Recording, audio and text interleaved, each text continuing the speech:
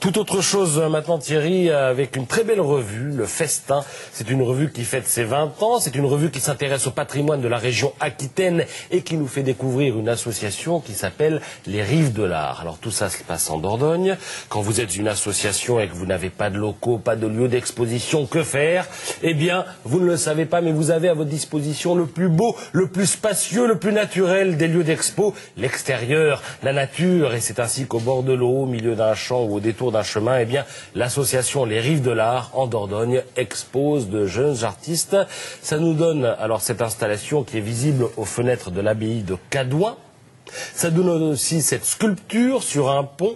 Ça nous donne encore ce lavoir, vous allez le voir, auquel on redonne vie en lui faisant retrouver quelques couleurs.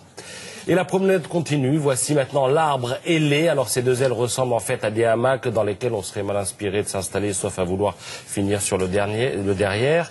L'arbre ailé pousse à Alès sur Dordogne. Encore une installation à Couze-Saint-Front. Alors j'ai bien regardé, Thierry, ce sont des éponges qui sont ainsi au-dessus de l'eau. Montage multicolore, et tout cela permet de faire découvrir l'art contemporain à des gens qui n'ont pas pour réflexe premier de courir au musée. Ces expos sont aussi des prétextes à des sorties scolaires, mais toujours dans un cadre champêtre où l'art voisine avec le patrimoine. Donc à voir, pourquoi pas à l'occasion de ces vacances si vous passez par la Dordogne.